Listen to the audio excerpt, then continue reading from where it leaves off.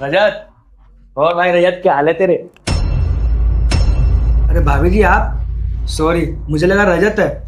और आपने ये रजत की जैकेट क्यों पहन रखी है? वो मुझे ठंड लग रही थी तो मैंने रजत की जैकेट पहन ली। और रजत कहाँ है? वो उन्हें ना कोई इमरजेंसी आ गई थी, इसलिए उनको अर्जेंटली में निकलना पड़ा। उन्होंने आपको बताया नहीं?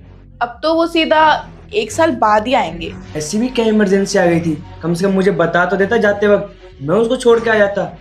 अच्छा चलो ठीक है, मैं चलता हूँ, आप अपना ध्यान रखना। रुको, मैं वो बोल रही थी कि रजत तो 1 साल बाद आएंगे। तब तक मैं इस घर में अकेली हूँ। तुम चाहो तो मेरे साथ यहाँ रुक सकते हो। मतलब कि ये, मैं ना तुम्हें काफ़ी टाइम से लाइक करती हूँ। रजत के होने की वजह से मैं तुम्हें कभी बोल ही नहीं पाई। अब रजत यहाँ से चले गए हैं तो मैंने सोचा क्यों ना मैं तुम्हें अपनी फीलिंग बता दूँ। देखो, बहुत अच्छा मौका है, यहाँ रजत भी नहीं आएगा, वो भी 1 साल तक। भाभी जी आप ये कैसी बातें कर रहे हो? भाभी माँ समान होती है और मैं आपके ऊपर गंदी नजर कैसे डाल सकता हूँ? और मैंने कभी आपको इस नज़र से देखा नहीं है, तो आप ये बेहूदी बातें मत करिए मेरे साथ। तुम पागल हो क्या? कैसी बातें कर रहे हो? और ये सब डायलॉग ना सिर्फ मूवीज में अच्छे लगते हैं, ना कि रियल लाइफ में।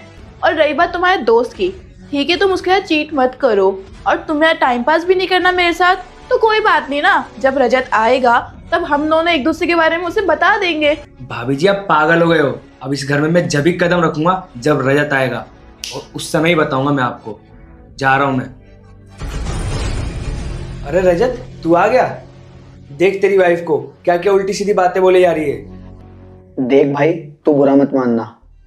राधिका को ये सब कुछ करने के लिए मैंने ही बोला था। तूने बोला था? पर क्यों? देख भाई, बात ऐसी है, मैं 1 साल के लिए पुलिस की ट्रेनिंग पे जा रहा था और 1 साल तक मेरी वाइफ यहाँ पे अकेली रहेगी, तो मेरे को समझ में नहीं आ रहा था। और तुझे तो पता ही है कि तेरे अलावा मेरा कोई दोस्त नहीं है जिसके ऊपर मैं आंख बंद करके भरोसा कर सकूं। और भाई मुझे तो तुझ पर पूरा भरोसा था कि तू भरोसे लायक भी है और ईमानदार भी है।